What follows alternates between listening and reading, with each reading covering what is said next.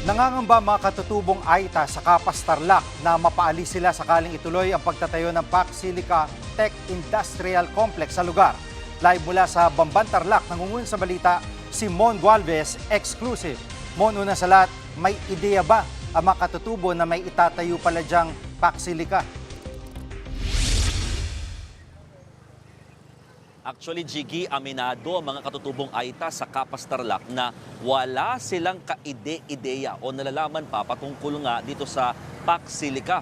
Nakapanayam namin ang ilang katutubo na nakatira sa may sitio Manabayucan na sakop ng Barangay Odonel na kabilang sa mga posibleng madamay ng gagawin ngang PAC Silica or High-Tech Industrial Complex. Sabi ng isa sa mga elder ng komunidad, so far, wala pa naman daw nagtutungo sa kanilang lugar ng mga tauhan ng Bases Conversion and Development Authority o BCDA. Ito kasi, mga kapatid, yung nangangasiwa sa New Clark City na siyang pagtatayuan naman ng PAC Silica. Pangungunahan ng Estados Unidos yung naturang proyekto na may layuning magtayo ng isang international ecosystem na ang produkto ay mga semiconductor chips at artificial intelligence computing. Ang problema, base sa dokumento na kuha ng News 5, kabilang itong sitio Manabayucan sa 11 specific na lugar na maapektuhan o madadamay sa gagawin ng proyekto, kaya hindi maiwasang mangamba ng mga kapatid nating AITA na oras sila ay mapaalis sa kanilang mga tinitirhan. Kaya sa ngayon, wala raw silang ibang magagawa kundi ang makiusap lamang. Pakinggan natin ang pahayag ng ilang mga kapatid nating AITA sa aming napanayam. Aliman po pa kami paalisin, ayaw po namin umalis talaga. Dito po dito na po kami talaga tatanda hanggang humina. Yun po ang talagang pakiusap namin sa kanila. Kahit na po babayaran nila, sir, ayaw po namin nakuha na kung pera lang sa amin, ayaw namin po yung kasi dito po kami nabubuhay. Tulad sa mga tanim na po namin ngayon. Naiyak ako, sir, kasi mahal ko po kasi yung bundok dito sa amin kasi lupa ng nuno po pa namin. Kung sino man pong maawa dito sa amin, wag po kaming palisin dito, sir. Wag po kaming idamay.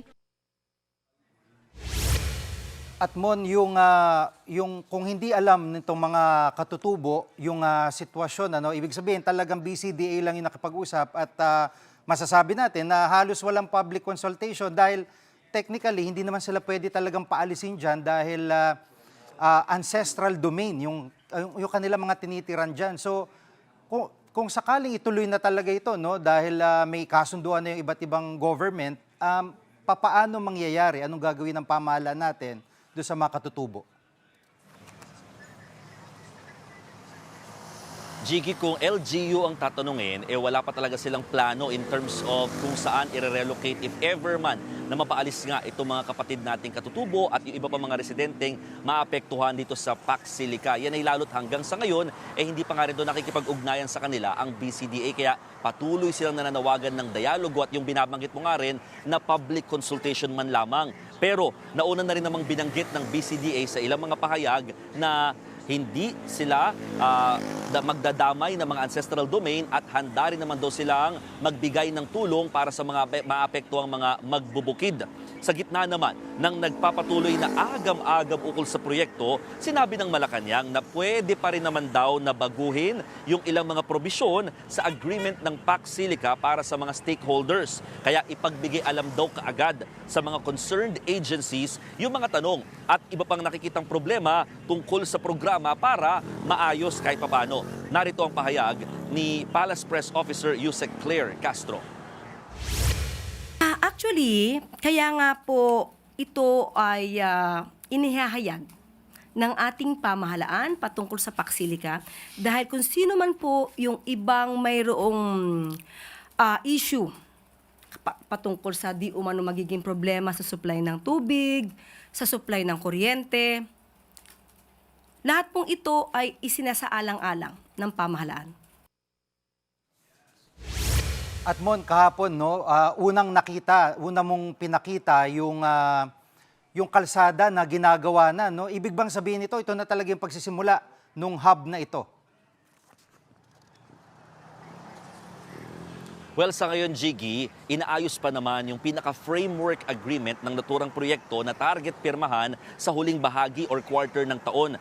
Oras na maisapinal yan, sa 2028 pa sisimulan ang pinaka-construction para nga dito sa AI Hub no, or PAC Silica. Pero dahil sa mga nakikita ng development sa paligid, hindi maiwasang isipin nga ng mga lokal na pamahalaan at mga residente na tila done deal na ang proyekto. Katunayan, sa pag-iikot nga rin ng News 5 dito sa paligid, dito sa lugar, bukod sa konkretong kalsadang nakita namin itong mga nakarang araw, napansin din namin ang libo-libong naglalakihan ng mga solar panel na patuloy na itinatayo malapit dito sa most probably affected areas. At yan ay talagang kasabay ng mga iba't iba pa mga development na ginagawa sa paligid.